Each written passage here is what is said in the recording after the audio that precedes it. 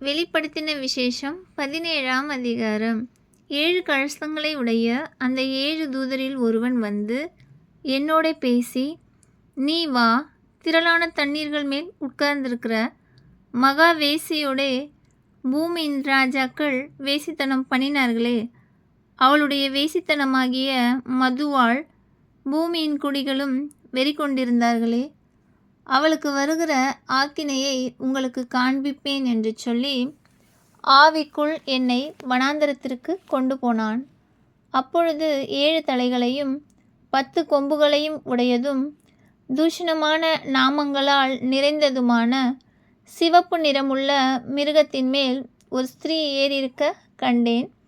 அந்த ஸ்திரீ இரத்தாம்பரமும் சிவப்பான ஆடையும் தரித்து பொன்னினாலும் இரத்தினங்களினாலும் முத்துக்களினாலும் சிங்காரிக்கப்பட்டு தன் வேசித்தனமாகிய அருவருப்புகளாலும் அசுத்தத்தாலும் நிறைந்த பொற்பாத்திரத்தை தன் கையிலே பிடித்திருந்தாள்.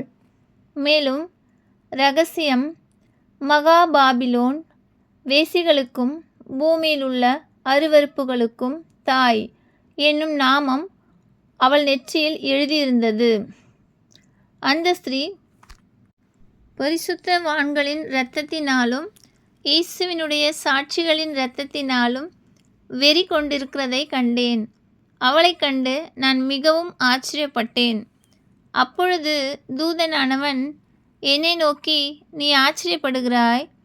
இந்த ஸ்திரீயினுடைய இரகசியத்தையும் 7 தலைகளையும் 10 கொம்புகளையும் உடையதாய் இவளை சுமக்கிற மிருகத்தினுடைய இரகசியத்தையும் உனக்கு சொல்கிறேன். நீ கண்ட மிருகம் முன்னே இருந்தது, இப்பொழுது இல்லை. அது பாதாளத்திலிருந்து ஏறி வந்து நாசமடைய போகிறது. உலக தோற்றம் முதல் ஜீவ புஸ்தகத்தில் பேரெழுதப்பட்டிராத பூமியின் குடிகள் இருந்ததும் இராமற் போனதும் இனி இருப்பதுமாயிருக்கிற மிருகத்தை பார்த்து ஆச்சரியப்படுவார்கள். ஞானமுள்ள மனம் இதிலே விளங்கும். அந்த 7 தலைகளும் அந்த ஸ்திரீ உட்கார்ந்திருக்கிற 7 மலைகளாம். அவைகள் 7 ராஜாக்களாம். இவர்களில் 5 பேர் விழுந்தார்கள்.